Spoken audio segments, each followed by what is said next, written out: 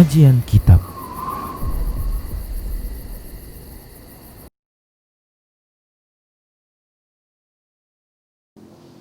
Bismillah, assalamualaikum warahmatullahi wabarakatuh. Innal hamdalillah nahmaduhu wa nasta'inuhu wa nastaghfiruh wa na'udzu billahi min shururi anfusina wa min sayyiati a'malina. Man yahdihillahu fala mudilla lahu wa man yudlilhu fala hadiyalah. Wa asyhadu an la ilaha illallah wahdahu la syarika lah wa asyhadu anna Muhammadan 'abduhu wa rasuluhu sallallahu alaihi wasallam. قال الله تبارك وتعالى يا أيها الذين آمنوا اتقوا الله حق تقاته ولا تموتن إلا وأنتم مسلمون يا أيها الناس اتقوا ربكم الذي خلقكم من نفس واحدة وخلق منها زوجها وبث منهما رجالا كثيرا ونساء واتقوا الله الذي تساءلون به والأرحام إن الله كان عليكم رقيبا يا أيها الذين آمنوا اتقوا الله وقولوا قولا سديدا يصلح لكم أعمالكم ويغفر لكم ذنوبكم ومن يطع الله ورسوله فقد فاز فوزا عظيما أما بعد فإن أصدق الحديث كتاب الله وخير الهدى هدى رسول الله صلى الله عليه وسلم وشر الأمور محدثاتها وكل محدثة بدعة وكل بدعة ضلالة وكل ضلالة في النار. Para hamba Allah rahimani wa rahimakumullah, para pemirsa Rosyad TV dan para pendengar radio Benar Mengaji di mana saja Anda berada. A'azani Allah wa iyyakum jami'an. Alhamdulillah, kita bersyukur kepada Allah atas semua nikmatnya. Selawat dan salam tak lupa kita ucapkan untuk nabinya Muhammad sallallahu alaihi wasallam. Kita akan lanjutkan pembahasan akidah tauhid, di dalam bab munaqqisatut tauhid, yaitu perkara-perkara yang bisa mengurangi tauhid, keimanan dan keislaman seorang hamba. Dan kita masih juga membahas tentang di antara perkara-perkara yang mengurangi tauhid tersebut adalah asyirkul asghar, yaitu syirik kecil. Yang ini pada kali ini kita akan bahas ya jenis ketiganya dari syirik kecil tersebut, yaitu ya syirik asghar di dalam perkataan-perkataan. Pada pembahasan sebelumnya kita telah menyebutkan dua pembahasan, yaitu syirik asghar yang berlaku pada hati, demikian pula syirik asghar yang berlaku pada perbuatan dan tindakan. Nah, kali ini kita akan bahas yaitu syirik asghar yang terjadi pada ungkapan-ungkapan manusia. Di antara contohnya para muslim rahimani wa rahmakumullah adalah al-halfu bi ghairillah, yaitu bersumpah dengan selain Allah Subhanahu wa taala. Sebelum kita membahasnya, kita akan memberikan definisi ya al-halfu, yaitu sumpah itu. Apa maksudnya sumpah? Yaitu tauqidu syai'i bi dzikri mu'azzamin musaddaran bi harfin min harfil qasami, ya. Yaitu menguatkan sesuatu dengan menyebutkan sesuatu yang diagungkan, ya, dengan mencantumkan salah satu dari ya huruf-huruf sumpah. Demikian. Ini dalam bahasa Arab tentunya. Seperti contohnya huruf waw qasam namanya wallahi, atau contohnya ta, ya, tallahi, atau ba, billahi, demikian seperti itu dan yang lainnya. Baik para muslim rahimani wa rahimakumullah. Adapun secara istilah syar'i, maksud dari sumpah tersebut adalah tauqidu syai'i bi dzikri ismin aw sifatin lillahi ta'ala musaddaran bi harfin min hurufil qasami, yaitu menegaskan atau menguatkan sesuatu dengan menyebutkan salah satu dari nama atau sifat Allah Subhanahu wa taala, ya, dengan diiringi salah satu dengan huruf dari huruf sumpah itu. Ya, sudah kita sebutkan seperti ta, wa, ya, ta atau waw atau ba, demikian, ya. Tallahi, billahi, wallahi, atau yang lainnya. Baik para muslim rahimani wa rahimakumullah. Sepakat para ulama dengan status ijma bahwasanya sumpah yang disyariatkan adalah dengan menyebutkan wallahi atau billahi atau tallahi, ya, demikian. Ini disepakati oleh para ulama ketiga bentuk sumpah ini. Adapun selain itu maka diperdebatkan oleh para ulama. Demikian para muslim rahimani wa rahmakumullah.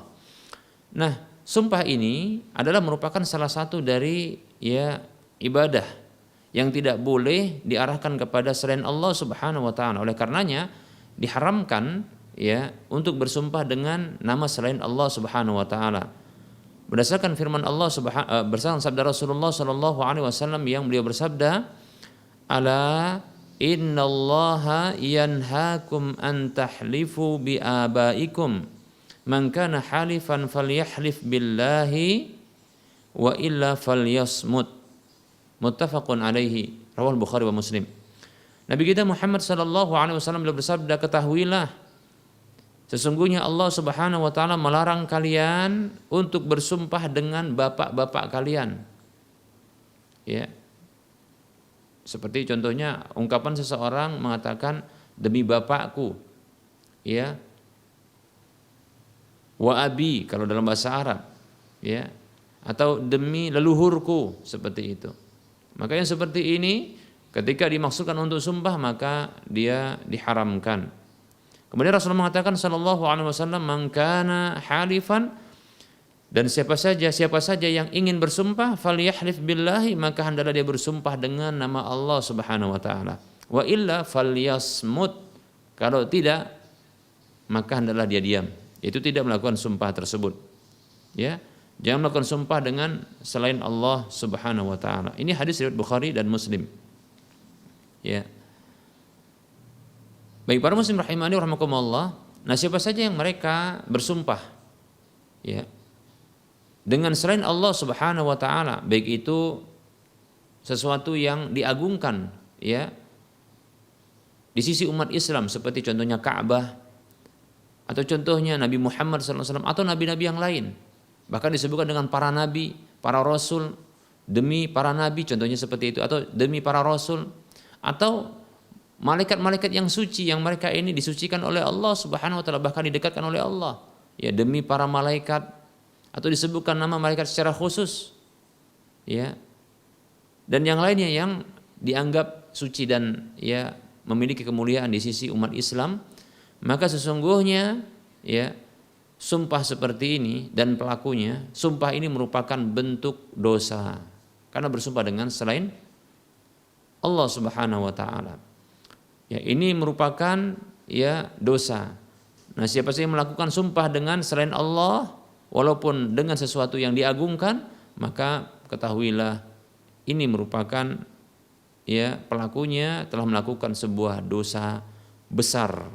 Bahkan terjerumus ke dalam kesyirikan. Berdasarkan sabda Nabi sallallahu alaihi wasallam, "Man halafa bi ghairillahi faqad asyraka." Ya. Kata Nabi SAW, siapa saja yang bersumpah dengan selain Allah Subhanahu wa taala, maka sungguh dia telah berbuat syirik. Dalam riwayat yang lain disebut faqad kafara. Sungguh dia telah melakukan kekufuran. Demikian para muslim rahimani wa rahimakumullah. Ya. Apa alasannya? Kenapa terjatuh ke dalam kesyirikan? Kenapa juga termasuk ke dalam kekufuran? Ketahuilah ya, sumpah itu dengan menyebutkan nama sesuatu ya, maka di dalamnya terdapat pengagungan terhadap sesuatu yang disebutkan namanya itu ya, seperti itu.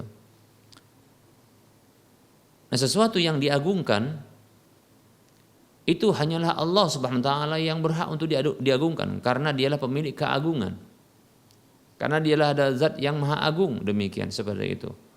Maka apabila seseorang itu bersumpah ya dengan apapun ia, maka sesungguhnya dia sedang mengagungkan sesuatu yang dengannya dia bersumpah, seperti itu.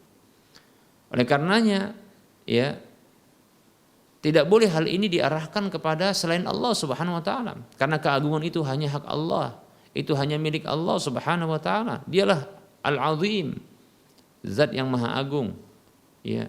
Walahu al-'azamah, dialah yang memiliki keagungan tersebut, tidak yang lainnya, demikian. Nah, inilah yang menyebabkan ya siapa saja yang bersumpah dengan selain Allah Subhanahu wa taala, maka dia telah ya siapa saja yang bersumpah dengan selain Allah Subhanahu wa taala, maka sungguh dia ya telah mengagungkan sesuatu yang dengannya dia bersumpah tersebut, dan dengan itu maka pelakunya orang yang bersumpah tersebut telah jatuh ke dalam kesyirikan dan kekufuran. Demikian para muslim rahimani wa rahimakumullah. Nah, hal ini diungkapkan oleh Al-Hafidz Ibnu Hajar Al-Asqalani yang beliau bermadzhab Asy-Syafi'i dalam kitab Fathul Bari di juz yang ke-11 di halaman yang ke-531. Demikian pula diungkapkan oleh Al-Imam As-Suyuti yang bermadzhab juga Asy-Syafi'i dalam kitab Tausyih, ya, yaitu syarah dari Al-Jami'us Sahih, ya, di juz yang ke-9 di halaman yang ke-3924. Mereka mengatakan qalal ulama'u as-sirru fin nahi 'anil halfi bi ghairillahi.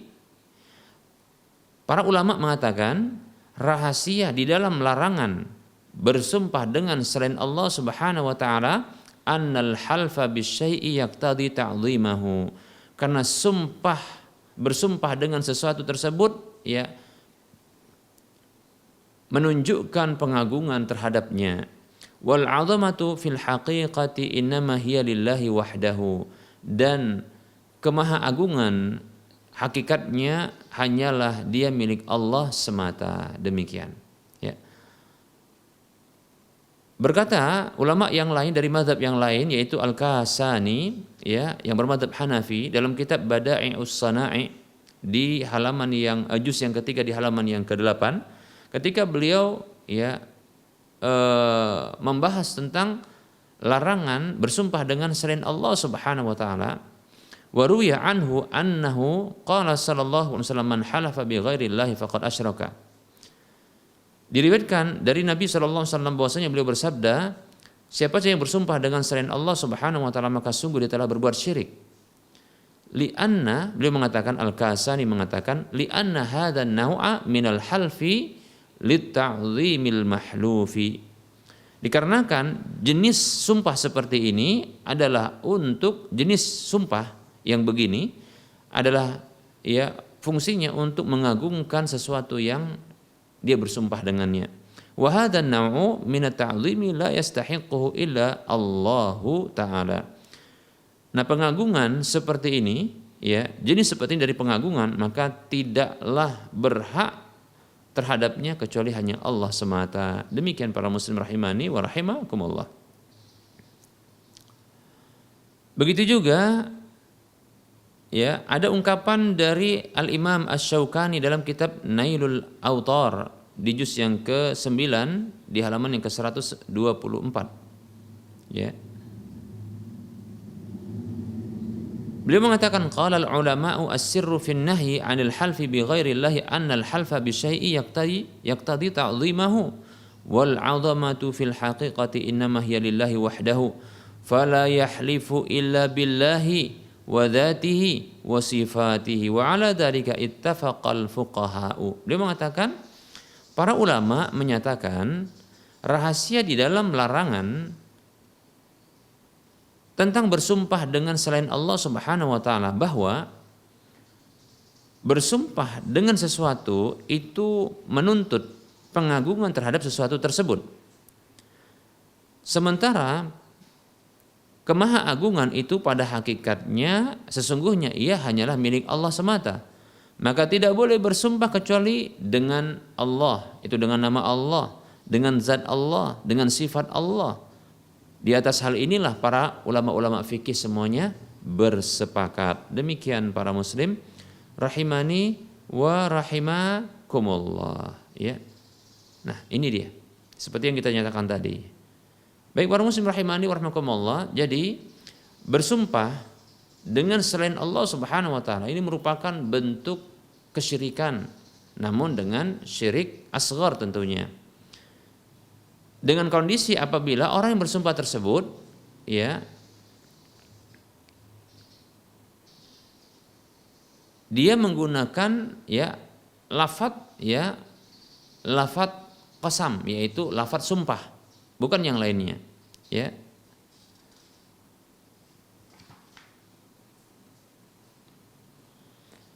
Adapun bila orang yang bersumpah tersebut memaksudkan dengan sumpahnya adalah mengagungkan selain Allah yang dia bersumpah dengannya, sebagaimana dia mengagungkan Allah Subhanahu wa taala, ya, artinya pengagungan tersebut sebagaimana dia mengagungkan Allah Subhanahu wa taala atau sebagaimana Allah memiliki keagungan tersebut.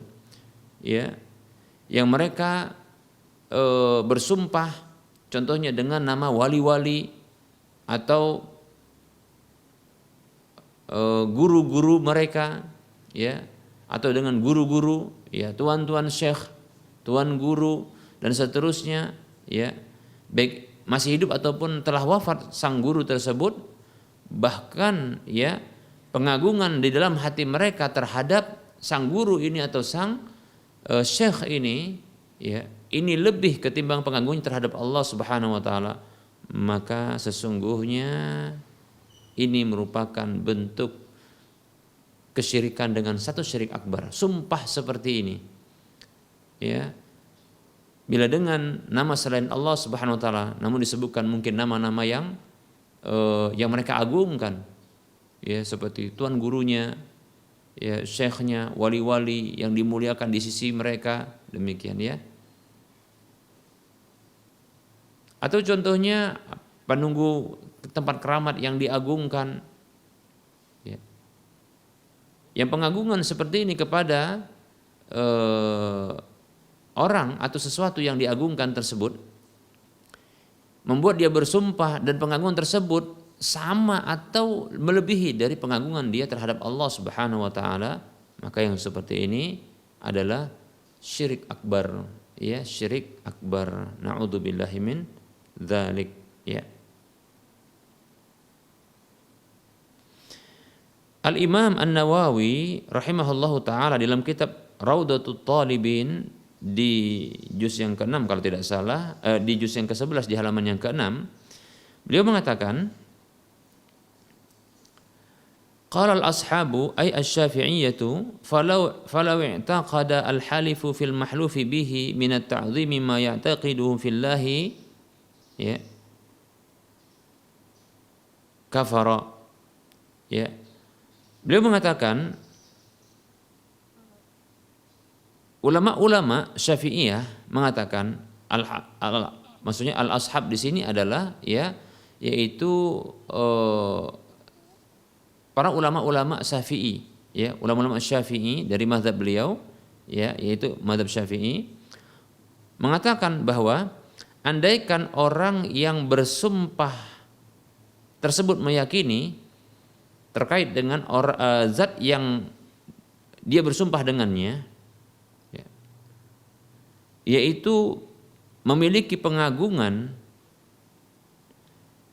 yang dia yakini juga pengagungan tersebut sama seperti pengagungan terhadap Allah Subhanahu wa taala, maka itu merupakan bentuk kekufuran, ya. Seperti itu. Maka kafara, dia telah melakukan bentuk kekufuran, ya. Jadi lihat ini dalam mazhab Syafi'i, mazhab kita ini, ya, di negeri kita ini, ya, bahwa bersumpah dengan selain Allah Subhanahu wa taala sembari diiringi dengan adanya pengagungan, karena itu didorong oleh pengagungan terhadap sesuatu yang dia bersumpah dengannya sama seperti dia mengagungkan Allah Subhanahu wa taala, maka itu merupakan bentuk kekufuran, ya. Wa qala Ar-Ramli Asy-Syafi'i, ya, berkata Imam Ar-Ramli dalam Nihayatul Muhtaj, ya, beliau ini adalah mazhab seorang ulama mazhab Syafi'i, dalam kitab Nihayatul Muhtaj di juz yang ke-8 halaman 175 mengatakan, lau i'taqada ta'dhimahu kama yu'azzimullaha kafara, andaikan orang yang bersumpah tersebut mengagungkan sesuatu yang dengannya dia bersumpah sebagaimana dia mengagungkan Allah, maka sungguh dia telah kufur. Lihat, ya. Ini seorang ulama mazhab Syafi'i mengatakan demikian. Makanya hati-hati kita jangan bersumpah dengan selain Allah, walaupun itu, ya, sesuatu tersebut adalah sesuatu yang mulia di sisi kita, seperti Ka'bah contohnya, ya, seperti Nabi Muhammad sallallahu alaihi wasallam, ya. Ya, maka tetap tidak boleh kita bersumpah dengan selain Allah Subhanahu wa taala. Karena itu merupakan bentuk kesyirikan dan kekufuran.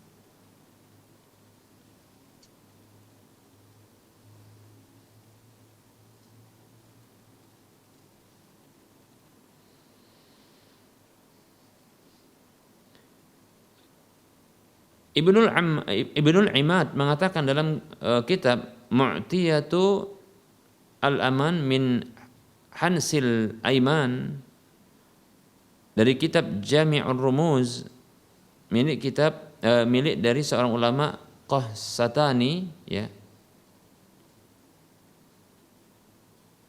atau Qahstani, ya, yang bermadzhab Hanafi, menukilkan bahwa annal halifa bi ghairillahi in i'taqada anna halfahu bihi, ya, halfun yajibu alwafa'u bihi kafara. Bahkan luar biasa ini, ya, disebutkan begini, bahwasanya orang yang bersumpah dengan selain Allah Subhanahu wa taala, bila dia meyakini bahwasanya sumpahnya tersebut dengan selain Allah itu adalah sumpah yang harus untuk ditunaikan, maka ini merupakan kekufuran. Dia telah melakukan kekufuran. Lihat, ya, luar biasa, ya. Jadi ini bukan main-main ketika kita, ya, bersumpah dengan selain Allah Subhanahu wa taala, ya, di mana para ulama memperingatkannya dan menyatakan ini merupakan bentuk kekufuran, karena memang, ya, itu dinyatakan oleh Nabi kita Muhammad SAW sebagai bentuk kekufuran dan kesyirikan. Bahkan para ulama menyebutkan alasan kenapa itu merupakan kekufuran dan kesyirikan seperti itu, yaitu adanya pengagungan seperti itu. Bahkan ditambahkan oleh para ulama, apabila memang harus ditunaikan yang seperti itu, ya, maka ini juga merupakan bentuk kekufuran. Seperti itu para muslim rahimani wa rahimakumullah. Baik, ini materi yang bisa kita sampaikan pada pertemuan kali ini, mudah-mudahan, ya, bermanfaat. Nah, kita masuki sesi soal jawab. Baik para muslim rahimani wa rahimakumullah, kita masuki sesi soal jawab. Ada pertanyaan di sini. Assalamualaikum Ustadz. Maaf mengganggu Ustadz. Apa boleh menjual barang kredit? Maksudnya adalah kita beli dengan cara bertahap, ya. Lantas kita jual kembali secara kredit, yaitu maksudnya dijual dengan cara bertahap. Barangkali yang bisa saya pahami dari pertanyaan ini adalah, ya, ini adalah pertanyaan dengan melibatkan penjual dan pembeli saja, tidak melibatkan pihak yang lain. Baik. Waalaikumsalam warahmatullahi wabarakatuh. Jika dimaksudkan dengan jual beli kredit ini adalah jual beli yang hanya melibatkan dua pelaku jual beli, yaitu penjual dan pembeli, ya, saja, maka, ya, yang seperti ini, ya, tentunya harus terpenuhi terlebih dahulu syarat jual belinya, ya, syarat-syarat jual beli di jual beli yang pertama, di mana ketika membeli barang tersebut dengan cara bertahap, maka tentunya, ya, barang tersebut adalah barang yang dimiliki oleh sang penjual. Andaikan dia tidak memilikinya, maka diharuskan dia adalah wakil dari sang penjual, pemilik barang, ya, seperti itu, ya. Kemudian tidak ada riba padanya, ya, tidak ada gharar padanya, seperti itu, ya. Kalau seandainya dibeli dengan cara kredit, yaitu dengan cara pembayaran yang tertunda, ya, maka tidak boleh, ya, jual beli tersebut dengan kedua-duanya adalah tertunda pembayarannya, ya, serah terimanya tertunda. Tidak boleh barang tertunda kemudian juga uang tertunda. Nah, tidak boleh, karena ini jual beli yang dilarang oleh para ulama, ya. Ini termasuk jual beli, ya, hutang dengan hutang yang seperti ini tidak boleh. Sepakat para ulama ini dilarang seperti itu. Adapun kalau pembayaran penyerahan barang itu kontan, namun pembayaran itu tertunda dengan bertahap-tahap, maka diwajibkan adalah adanya kejelasan pada nilai harga barang tersebut. Demikian pula adanya kejelasan, ya, waktu pembayaran atau pelunasan, atau kita katakan jatuh temponya, seperti itu. Nah, apabila telah terpenuhi syarat-syarat dan rukun dari jual beli tentunya, ya, maka sahlah jual beli tersebut, ya, dan konsekuensinya adalah berpindah kepemilikan, ya, barang dari sang pemilik barang, penjual dalam hal ini, kepada sang pembeli, yaitu orang yang berhutang, ya, berhutang dalam pembayaran tersebut. Nah, orang yang pembeli tadi dia maka berhutang. Adapun sang penjual dia berhak terhadap nilai harga barang tersebut. Yang ini terhutang di waktu yang telah ditetapkan untuk pembayaran hutang dari nilai jual barang tersebut, ya, yang telah ditentukan waktunya. Baik. Nah, ketika sah berpindah kepemilikannya kepada sang pembeli, maka tentunya sang pembeli ini boleh untuk menjual, ya, menjual kembali kepada pihak lain, ya, calon customer yang lain, seperti itu. Tentunya, ya, tentunya dengan syarat-syarat sebelumnya, ya, yang harus terpenuhi. Seperti contohnya itu memang barang miliknya, ya, kalau seandainya bukan barang miliknya maka harus menjadi wakil bagi barang pemilik barang. Begitu juga, ya, tidak ada riba padanya, ya. Kemudian kalau hendak dijual dengan cara bertahap juga pembayarannya, maka ditentukan nilai total keseluruhannya, demikian pula batas, ya, jatuh tempo waktu pembayaran pelunasan nilai jual barang tersebut, seperti itu, ya. Boleh tentunya, ya, dengan syarat, ya, untuk dijual kembali itu harus, ya, diserah terimakan kepada sang pembeli pertama, lalu dia jual pada atau dijual kembali kepada yang lain setelah dia dapatkan barang tersebut, ya, dia serah terimakan atau dia terima barang tersebut dari sang penjual pertama.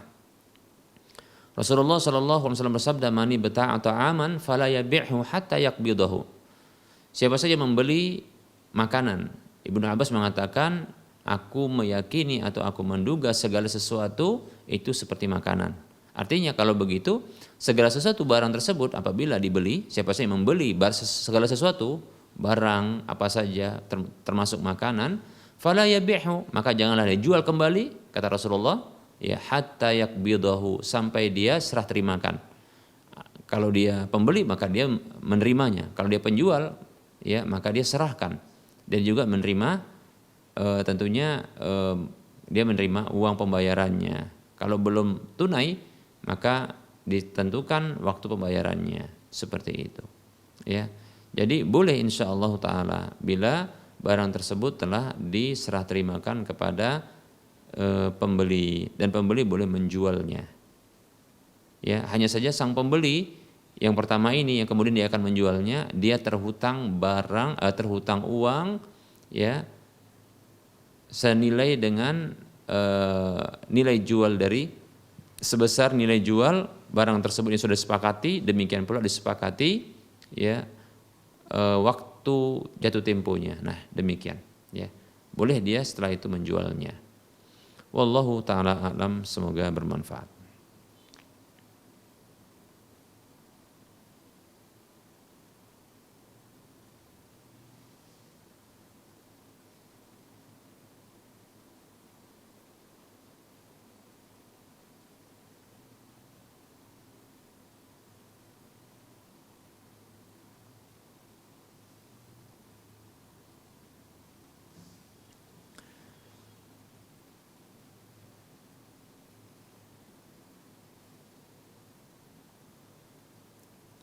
Ada pertanyaan. Bismillah, assalamualaikum warahmatullahi wabarakatuh. Izin bertanya Ustadz, kalau belum mampu mengakikahi anak, boleh tidak kita mencukur rambut si bayi karena untuk mengakikahi anak belum mampu, dan hasil rambutnya disedekahkan atau tidak Ustadz? Mohon jawabannya Ustadz. Jazakumullahu khairan. Waalaikumsalam warahmatullahi wabarakatuh. Sesungguhnya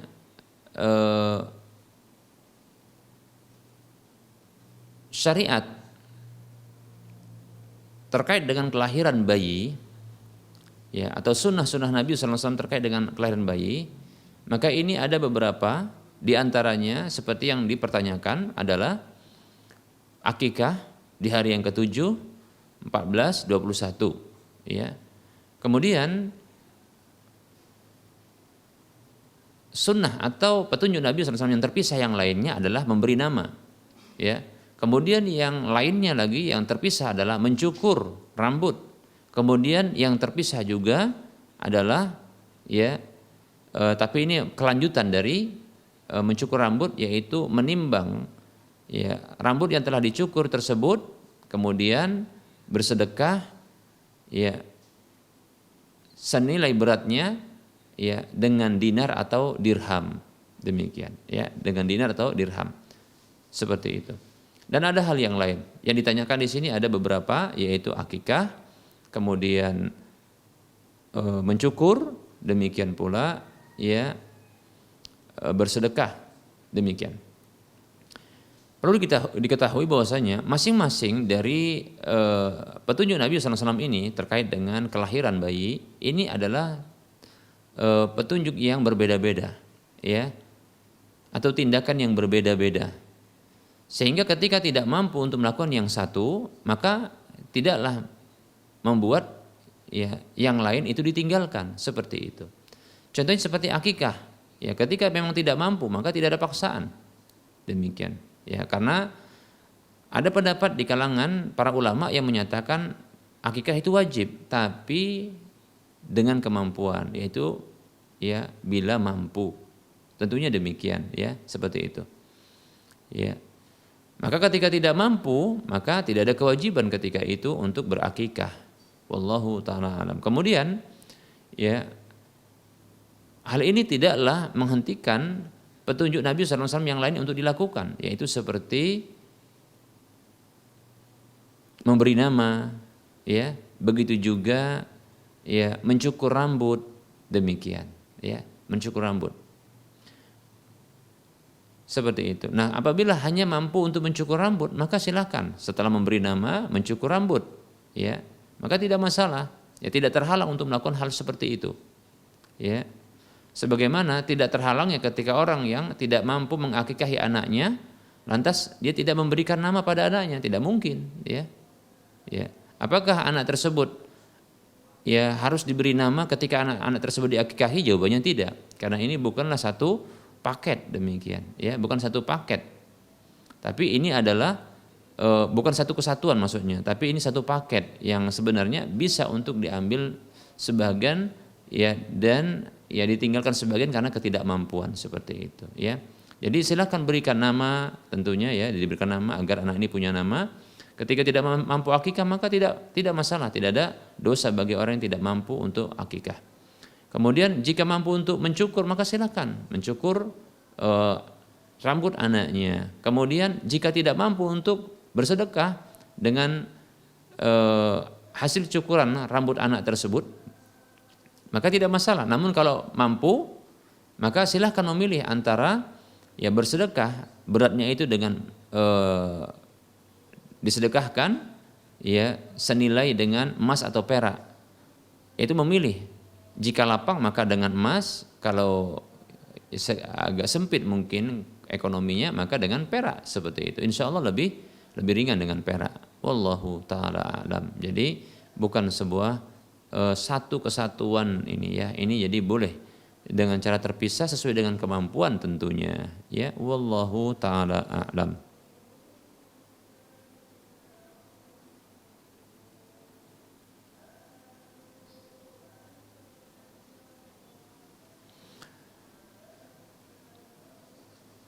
Ada pertanyaan, saya ingin bertanya dari WA ini, bagaimanakah cara yang tepat untuk mensamak tersentuh dari hewan anjing?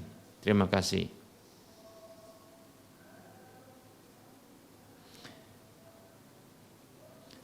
Baik, para muslim rahimani wa rahimakumullah, terkait dengan jilatan anjing, ya, jilatan anjing, maka sepakat para ulama, ya, apabila jilatan ini ini pada bejana, maka sepakat para ulama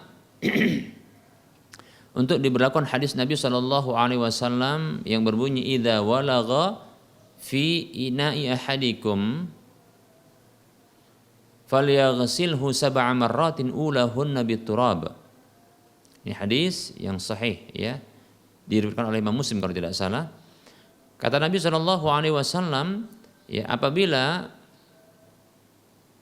idza walaghal kalbu, ya idza walaghal kalbu, apabila anjing itu menjilat fi ina'i ahadikum, di salah satu dari bejana kalian, di ina'i ahadikum itu pada bejana salah seorang di antara kalian. Bejana itu adalah ya alat-alat yang diinteraksikan dengan makanan atau minuman, ya. Pada umumnya adalah wadah-wadahnya, ya, wadah makanan, wadah minuman, seperti itu bejana, ya. Dan termasuk adalah yang tadi diinteraksikan dengan makanan seperti sendok, garpu dan yang lainnya. Apabila kata Nabi SAW, ya seekor anjing itu menjilat bejana salah seorang di antara kalian, falyaghsilhu sab'a marratin, maka cucilah dengan 7 kali cucian, ulahunna biturab, yang pertamanya dengan tanah. Ini diantara salah satu riwayat terkait dengan cucian jilatan anjing, demikian ya. Hadisnya sahih. Baik para muslim rahimani wa rahimakumullah, ini sepakat para ulama pencucian seperti ini diberlakukan pada bejana yang dijilat anjing. Namun apabila anjing menjilat pada selain bejana seperti pakaian dan seterusnya, apakah harus diberlakukan dengan 7 basuhan? Yang pertama dengan tanah, yang pertama dengan tanah, 7 basuhan yang pertama dengan tanah. Ketahui bahwasanya terjadi perbedaan pendapat di kalangan para ulama. Ya, ada yang mengharuskan untuk sama perlakuannya, yaitu dicuci dengan 7 kali basuhan, yang pertama adalah dengan tanah seperti itu ya. Ada yang mengatakan tidak, cukup dicuci bersih saja, karena ini bukanlah ya sesuatu yang akan diinteraksikan dengan makanan, ya. Karena pakaian atau apa saja itu bukan diinteraksikan dengan makanan seperti itu. Ya, ada sebahagian ulama yang menyebutkan mengapa alasan ya bentuk pensucian najis, pensucian dari najis jilatan anjing ini dengan begitu rupanya disebutkan oleh Nabi Shallallahu Alaihi Wasallam. Sedemikian rupanya disebutkan Nabi Shallallahu Alaihi Wasallam sampai 7 kali basuhan, ya kemudian ada tanah yang dicampurkan seperti itu. Ada menyebutkan rahasianya atau alasannya dikarenakan anjing itu memiliki ya satu penyakit yang disebut dengan kalap, ya, yaitu semacam penyakit rabies yang ini bisa menginfeksi tubuh, ya, atau melakukan mengganggu sistem kekebalan tubuh atau membuat sakit pada tubuh, ya, demikian rabies itu. Sehingga ini rahasianya, ya, kenapa harus dilakukan pencucian sampai 7 kali plus dengan adanya atau dimasukkan ke dalamnya adalah tanah seperti itu, ya. Demikian. Sehingga bila satu jilatan anjing itu terkena pada selain benda-benda yang akan diinteraksikan dengan makanan, ya.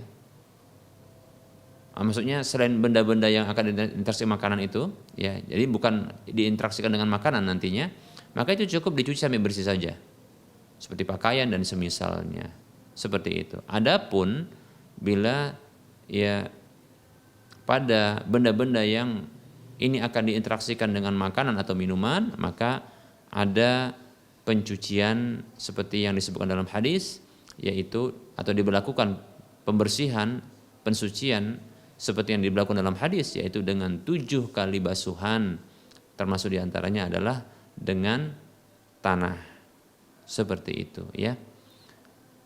Demikian. Baik, ini jilatan. Bagaimana bila tersentuh? Bila tersentuh, seperti contohnya adalah tersentuh pada kulitnya atau bersentuh pada bulunya dan seterusnya. Wallahu ta'ala alam, ya. Kita katakan bahwasanya pendapat yang tepat, ya, bahwasanya anjing, ya, itu seluruh bagian tubuhnya adalah najis, ya. Seperti itu. Najis dia. Ya. Adapun jilatannya maka najisnya lebih berat. Selain dari jilatannya, ya, yaitu air liurnya dan dagingnya, ya, maka ini seperti kulitnya, ya, seperti ini. Maka ini terjadi perbedaan pendapat di kalangan para ulama. Ya, apakah dia seperti itu juga dalam pensuciannya, yaitu 7 kali basuhan, termasuk diantaranya adalah dengan tanah, ataukah tidak? Yang jelas ada perbedaan pendapat. Ya, seperti itu.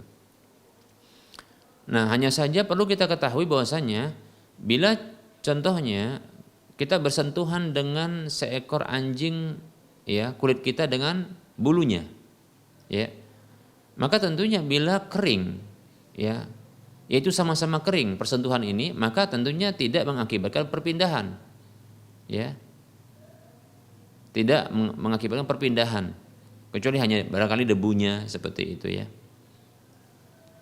Namun apabila salah satu basah atau kedua-duanya basah, maka ini sangat memungkinkan terjadinya perpindahan najis anjing itu pada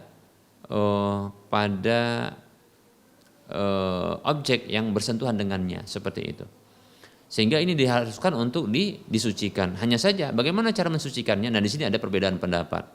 Saya condong untuk hati-hati, maka silahkan, ya, lakukan dengan cara proses pensucian yang disebutkan dalam hadis, yaitu 7 kali basuhan, termasuk diantaranya adalah dengan tanah. Wallahu ta'ala a'lam. Semoga bermanfaat.